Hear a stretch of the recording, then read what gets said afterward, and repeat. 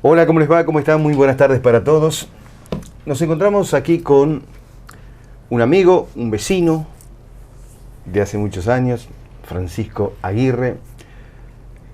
Tal vez ustedes lo recordarán por su abuelo, por el doctor Vicente Aguirre. Y está acá en su casa, estás acá. ¿Cómo estás, Francisco? Buenas tardes. Muy bien, gracias por estar acá. No, por favor, es un gusto.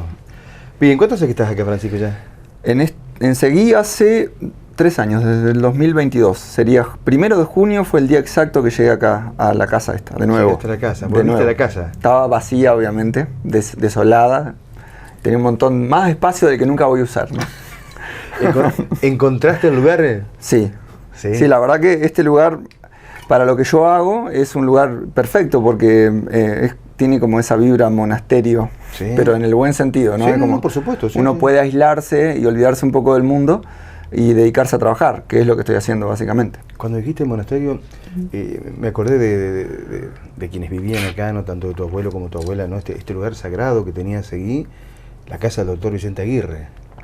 Lo definiste bien, ¿eh? Es un lugar sagrado, sin duda. La cantidad de historias y gente que ha pasado por esta casa, la verdad que a veces me rebalsa en la cuenta. Recuerdo desde que era chico de que este lugar siempre estuvo lleno de toda la paleta de personajes que puede haber en la vida. Es como que había doctores, ¿no? Doctores de medicina, patólogos, doctores en todas las especialidades de la biología, músicos, ¿no? Ingenieros, como dirían en inglés, you name it, tú nómbralo, ¿no? Y yo me crié alrededor de toda esa gente, con a veces opiniones polarmente opuestas, ¿no? Y inclusive temperamentos polarmente opuestos, algunos como súper hacia afuera, activos, deportistas, exploradores, tomando riesgo, otros más introvertidos, si se puede decir, más para adentro, más reflexivos, algunos que les gustaba la ciencia, otros que les gustaba la música. Fue un crisol de aprendizaje que nunca me voy a olvidar. Creo que es la infancia que todo el mundo hubiera querido y esa es una etapa de la vida que todos los que formaron parte de ese lugar recuerdan de la misma manera. Sí, un papá ingeniero, un abuelo médico, un tío músico, un crisol interesante, ¿eh? Sí, realmente muy interesante, sin duda. ¿Y cómo te definís vos? Yo soy músico, pero un músico que ha tenido que convertirse en distintas versiones, si se quiere, o aprender distintas habilidades para poder hacer que la música exista, que su música exista en el mundo, ¿no? Que todavía no lo ha logrado del todo, pero bueno, soy principalmente un músico que ha aprendido, tiene otras habilidades en la caja de herramientas, si se quiere, o algo así. ¿Qué serían esas habilidades, por ejemplo? Estudié bioingeniería. No la terminé, llegué hasta la mitad. O sea que yo tengo esa cabeza matemática científica, tengo un gran ávido interés por cuestiones médicas y las consumo con avidez. De hecho, mi trabajo tiene que ver con eso. Está íntimamente relacionado con eso. Así que me interesan todas las cosas que son relacionadas a la ciencia, porque aparte tengo como una base en matemática. La matemática de la UNER, de la carrera que estudié, era relativamente alta, es como muy alta, de hecho para nivel nacional.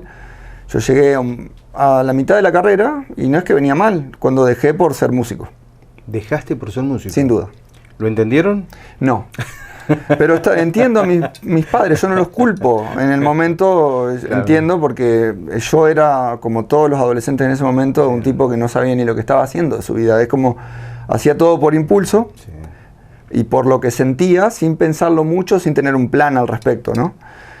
Y afortunadamente, dentro de todo, mal no salió, ¿no? Pero entiendo las preocupaciones de mis padres, porque semejante aventura, yo la hice como con un poco de, no descuido, pero casi, porque era, viste, cuando uno se ve en retrospectiva y se da cuenta lo ingenuo que era a veces con algunas cosas que creía, que le tomó mucho tiempo aprender, ¿no?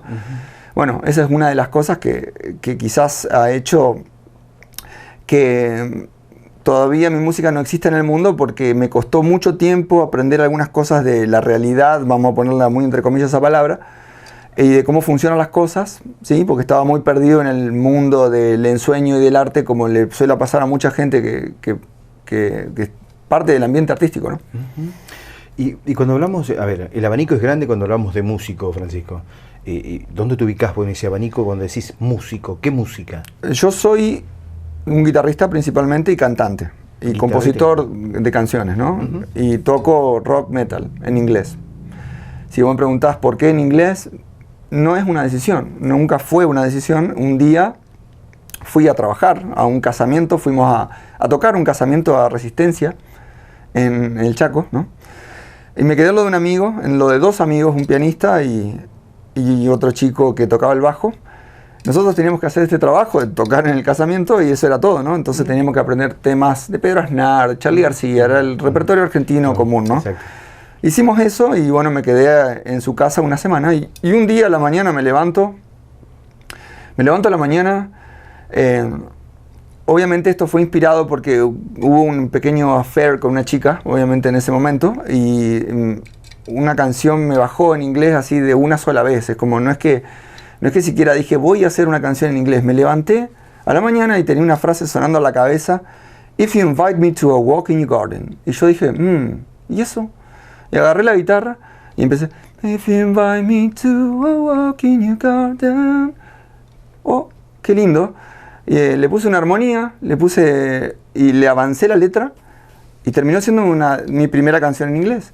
Y como vi que fluyó todo tan natural, no es que no había hecho otras canciones en español antes que eso, sí las había hecho, pero esto se sintió muy natural, se sintió como, esto es lo mío, es como, no sé de dónde viene, claro, pero está. Y yo decidí dejarle tomar vuelo, digamos, eso pasó. Y después obviamente empecé a componer rock y ese tipo de cosas. Yo cuando te consultaba y te preguntaba fuera de cámara cómo lo definía, me decías algo de rock progresivo, ¿no? Rock metal, rock progresivo, ¿no? Exacto, rock progresivo. Bien. ¿Has formado parte de bandas, de grupo, Francisco? Sí, hace mucho tiempo que no formo parte de una banda, desde que estoy con mi nuevo trabajo, que supongo que vamos a hablar después. Hace 3 años que no piso un escenario, desde el 2022. Antes de eso tocaba todas las semanas. Y he tenido varias bandas, he tenido un trío famoso que se llamaba Amazonia con el Flaco Vigiano y Francisco Homer, que eran dos músicos muy buenos, realmente muy buenos. El Flaco es una leyenda de Paraná y Fran Homer es un bajista también que es el hijo de una leyenda de Santa Fe, que bueno, ahora él mismo es una leyenda en su propio derecho. Y tocábamos jazz fusion, jazz rock, instrumental. Y después, bueno, como con el correr del tiempo empecé siempre canté, pero encontré como más gusto en las canciones, no tanto en los instrumentales y en la improvisación jazzera. Porque hasta ese momento mi escuela era más jazzera y más jazz rock, si se quiere, más como basada en la improvisación y no tanto el componer canciones. ¿Siempre en inglés? No sé por qué, pero siempre en inglés. No es, a ver, me gustaba Spinetta, pero nunca fue lo que me mató. De hecho, mi primer disco que tuve fue el Nine Lives de Aerosmith. No sé si puedo citar alguna canción, pero es un disco realmente impresionante. Y siempre me ha sonado de esa manera el rock a mí. Es como, por ahí lo pienso análogo a cómo sonaría. Es como, no lo puedo escuchar de otra forma porque es como pensar chamamé en inglés, ¿no? Es complicado de pensar. Para mí me pasa igual. Es como que el rock suena en inglés para mí, dentro de mi cabeza, ¿no? Sí. ¿Y cuándo arranca este proyecto? El proyecto en el que he estado trabajando por 5 años empezó en 2019 en Paraná. Conozco a un chico que... ¿Cómo se llama el proyecto? El proyecto en este momento se llama The Liquid Ruby, que quiere decir el rubí líquido. Rubí líquido. Y eso tiene toda una connotación esotérica y tiene toda una apología a ciertas cosas que, bueno, no puedo revelar tanto, obviamente, porque necesito dejar algo de misterio, ¿no? Y yo creo que a buen entendedor pocas palabras, ¿no? Obviamente. Pero sí, hay como todo un conocimiento detrás del porqué del nombre y del porqué de las canciones y bla, bla, bla, ¿no? Claro, exacto. ¿Y este proyecto qué incluye? ¿Quiénes suman dentro de todo esto? ¿Cómo se realiza todo esto? Bueno, lo loco es que empezamos siendo 2, ¿no? Y yo componía el esqueleto de las canciones, ¿sí? Cuando te referís al esqueleto, ¿qué sería? La armonía, o sea, la secuencia de acordes, ¿sí? La letra, la melodía de la letra, ¿no? Y tocaba la guitarra, los solos y demás, ¿no? Y todos los otros instrumentos los programábamos, salvo algunos invitados que llamamos para que nos grabe cierta parte. O sea que fuimos 2. Todo lo demás lo programamos con lo que se llama VST, que son instrumentos virtuales. Virtuales. ¿Y por qué lo digo? Porque en Argentina, o en realidad hoy en día, tener una banda es algo muy costoso. Sí. Es realmente muy costoso. Entonces limita como, si se quiere, la exploración creativa que vos podés tener. Porque si vos vas a hacer una exploración creativa meramente limitada en los recursos que vos podés reunir en cuanto a armar una banda, ¿no? Vas a terminar haciendo siempre un trío, si se quiere, un batería, bajo, guitarra o cuarteto como mucho, lo cual está perfecto, pero limita un poco, si se quiere, la paleta de opciones que tenés a la hora de componer una obra, ¿no? Nosotros lo pensábamos más como una obra, como que me gusta que la música sea como una película que te cuenta una historia. Y entonces, para que logre ese objetivo, que no ser solamente una canción, lo cual está perfecto, pero nosotros queríamos que sea más, necesita tener como un despliegue más grandilocuente. Necesita tener más elementos, necesita tener más arreglos. Yo lo pienso como música clásica. Claro. Para el rock, para mí, es la versión moderna de la música clásica, ¿no? Por lo tanto, es como pensar en una banda, o en una banda expandida, si se quiere, donde tendrías muchos elementos diferentes, aparte del cuarteto o quinteto, que sería 2 guitarras, el bajo, el teclado y la batería del cantante, ¿no? Sino que tendrías a veces un chelista, un acordeonista, un percusionista, para agregar como un poquito más de profundidad, o si se quiere, una paleta de colores más amplia. Entonces, nuestro presupuesto era muy acotado, ¿no? Por lo tanto, teníamos que recurrir a estos instrumentos virtuales que son la bondad y la maldición de la edad moderna, porque hoy lo podés hacer, ¿no? Me refiero a la bondad, es una espada de doble filo, sí, como todo, la tecnología, ¿no? Como siempre, porque permite tener como exploraciones creativas que van mucho más allá de lo que vos pudieras hacer sin un presupuesto, ¿no? Sin tener un estudio que te respalde y te esté pagando una orquesta que grabe tus arreglos, lo podés hacer vos. Ahora, bueno, el lado negativo, si se quiere, es que, bueno, es deportivo yo, como le digo yo, porque esto, el 99,999% soy yo, mi computadora, mi guitarra, y las cosas que ven aquí al lado, todos los días. Uno aprende a escribir para el pianista, uno aprende para esto. He tenido muchos colaboradores, pero es deportivo yo. Claro. Y está bueno, pero generalmente lo que uno quiere es que la música se pase por otras personas también, ¿no? También, claro. Y acá dentro de tu estudio, Francisco, ¿cómo te encontrás vos? ¿Cómo te sentís vos armando todo eso? O sea, por ahí, claro, se necesita de gente por ahí, pero no, en lo virtual, vos, ¿lográs la inspiración para hacerlo? Sí, ¿se entiende? Sí, entiendo lo que voy. Sí, de hecho sí, porque lo que más me importaba no era tanto. Lo que más me importa a mí es sacar el mensaje. De hecho, como para contar un poco de qué va el disco en el que estoy trabajando, empecé a escribir una novela, porque tenía todos estos conceptos en la cabeza que no eran solamente ideas, sino que son como ciertos aforismos, ciertos patrones, a ver cómo se podría decir, es como cierto mandamiento por el cual yo vivo. Realmente son ciertas ideas que dirigen mi toma de decisiones, dirigen mi búsqueda de significado en el mundo. Por lo tanto, lo más importante para mí era representarlas de la mejor forma posible. No era tanto tocar con los demás, porque ya lo había hecho un montón. No digo que no me encante, pero lo más importante acá era la historia, que salga afuera, que salga afuera de una forma emotiva y de una forma poderosa. Entonces, me he levantado, de hecho, durante 3 o 4 años, súper inspirado con eso. De hecho, cuando empecé, como todos los procesos creativos, tenía un fuego que no me dejaba ni dormir. Era como, me levantaba a la noche, en medio de la noche, teniendo que escribir algo, era algo que no podía parar. Y no solamente eso, sino eso inspiraba mi entrenamiento físico, inspiraba mi forma de tocar la guitarra. Era todo un combo, la forma en la que comía. Todo se fue retroalimentando, y entonces era toda una forma de vida. Toda una forma de vida. ¿Se complementa todo? Todo se complementa, sin duda. Hemos charlado con vos sobre estos temas y me contabas sobre tu experiencia, ¿no? de de sumar y completar, a ver, de este combo tan bueno, ¿no?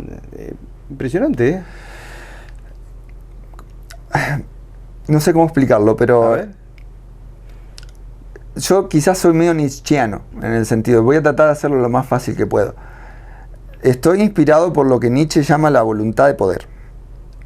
Es como la idea de que lo único que en la vida o lo que buscan todos los seres vivos es la voluntad de poder, que se quiere es ampliar su influencia y poder sobre las circunstancias de la vida, digamos.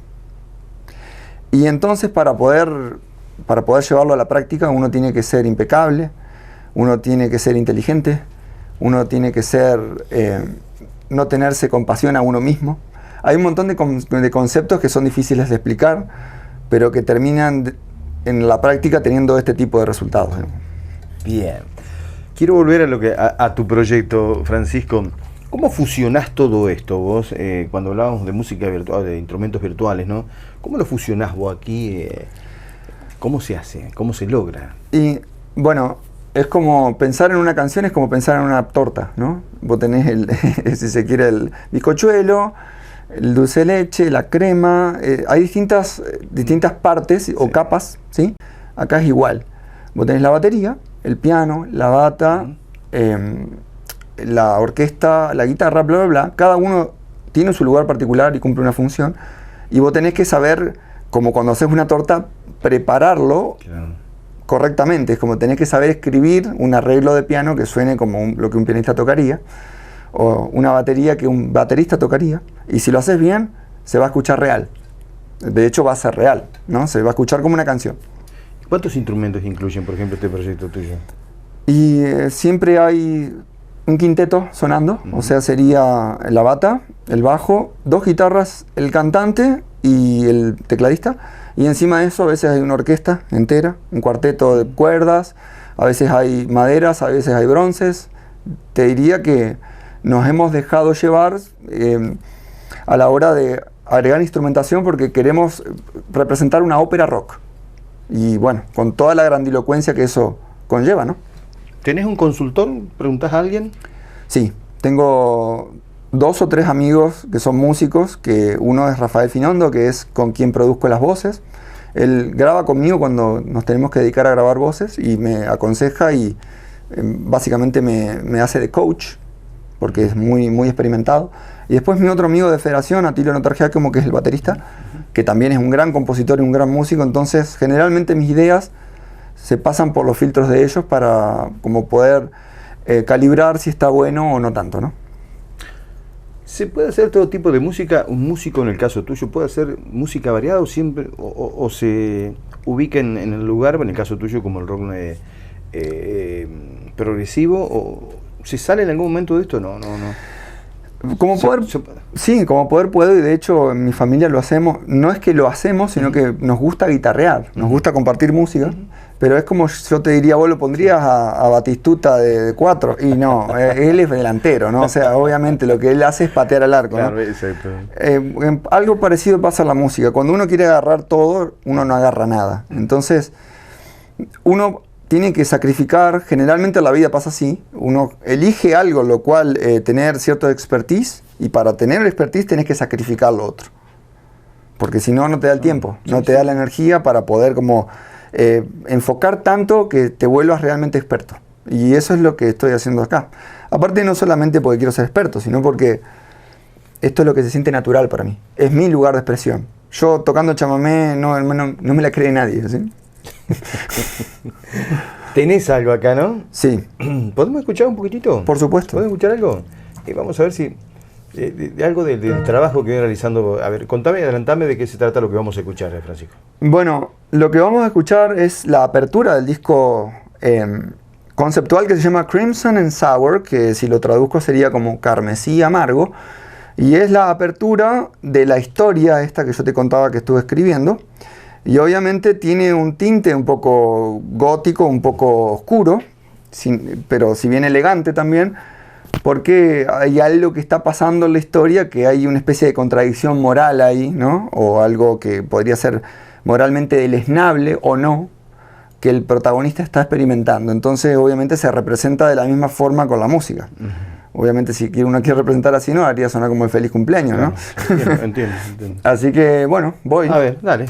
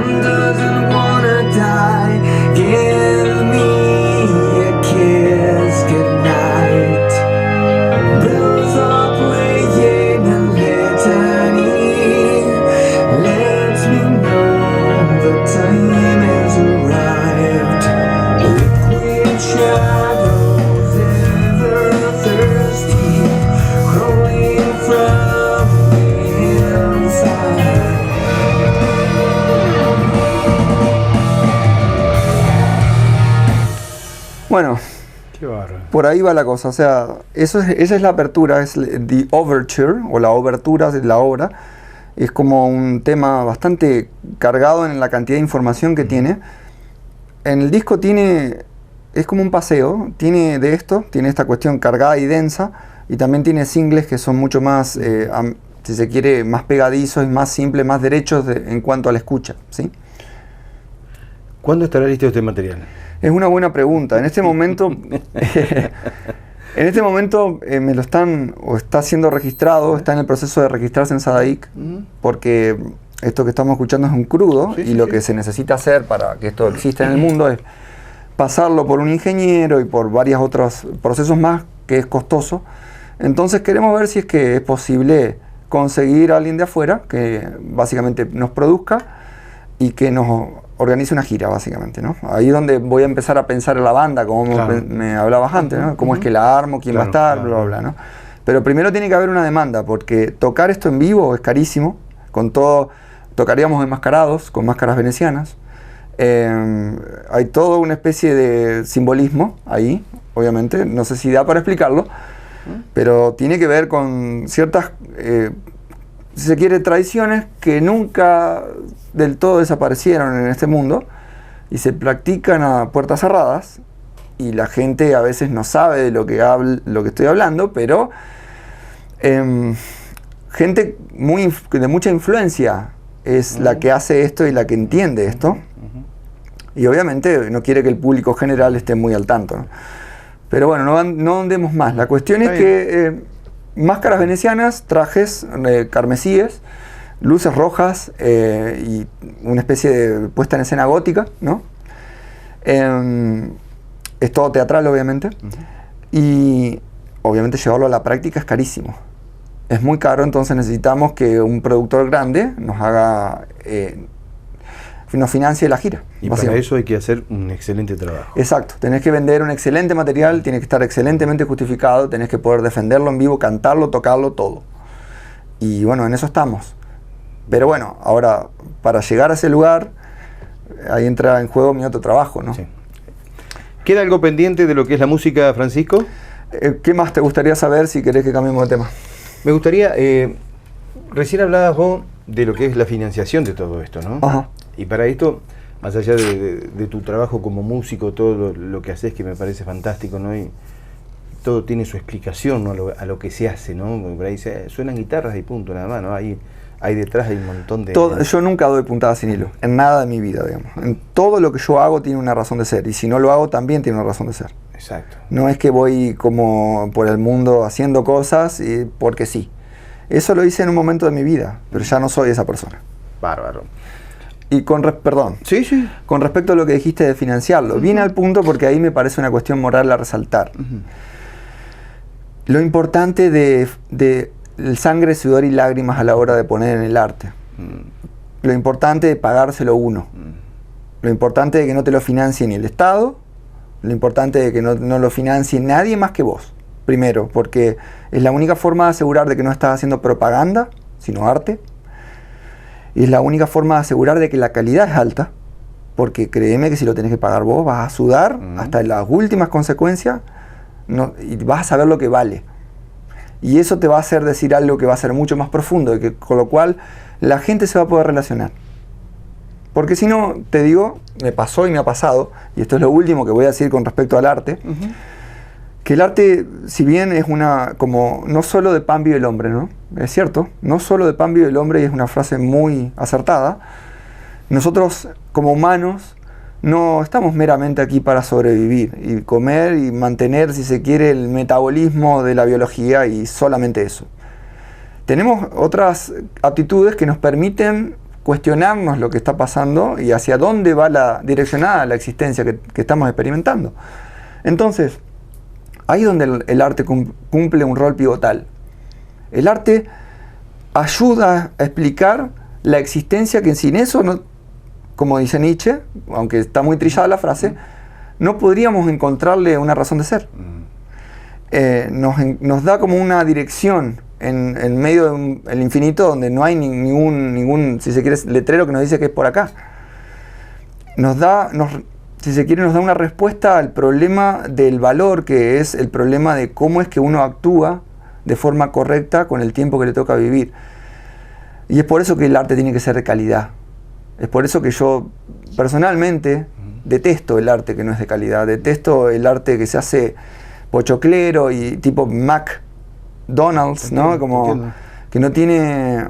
Porque, no sé, el entretenimiento no es arte. Vamos a empezar por ahí. El arte es algo que es inescapable. Es como ir a la Capilla Sixtina o ver una estatua de Miguel Ángel, ¿no? Y no poder entender o quedarse pasmado en la contemplación de lo que ves. Y cada una de las estructuras tiene tantas capas de significado por lo que el personaje está haciendo, por lo que está pasando, lo que está siendo representado, por la lucha que está representando, que generalmente es la vida, que si no tiene calidad no logra ese impacto. Y la gente no se siente como inspirada por eso, ¿no?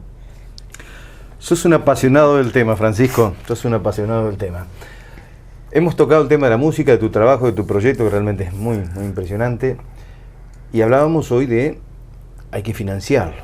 Y para esto hay que trabajar y aparte, ¿no? Para poder realizar todo esto, armar todo esto.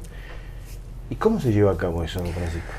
Bueno, como te decía antes, y perdón si me meto en temas acá que son un poco controvertidos, pero yo estoy, ¿cómo se diría? Tercamente empecinado en que me lo financio yo y de última mi familia. Pero nadie más, ningún otro organismo va a moderar lo que yo digo o no digo, más que yo y mi propia conciencia. Entonces, para eso obviamente uno tiene que tener dinero. Sí. Porque si no, inevitablemente uno siempre está a la merced de tu patrocinador, ¿no? Y no podés directamente ni explorar lo que querés explorar, ni decir lo que querés decir. Por lo tanto, la solución es... Si uno va a hacer algo así, y yo no encontré otra que conseguirme un trabajo, ¿no? El famoso truco, ¿no? La chamba. Francisco, ¿algo que quieras decirnos? Bueno, te agradezco por la charla. No, por favor. La verdad que a mí me encanta hablar de mí. Podría hablar por siempre, pero no quiero ser... obviamente se vuelve pesado, ¿no? Pero si vos me das el micrófono, yo monologueo infinitamente. Te agradezco por darme un espacio y por interesarte en lo que hago. Espero en breve poder darte el material terminado, cosa que esto no sea simplemente una charla de lo que puede pasar, sino de lo que va a pasar, ¿no? De lo que va a pasar. Esta charla va a tener muchos comentarios y obviamente muchos ribetes muy lindos, seguramente.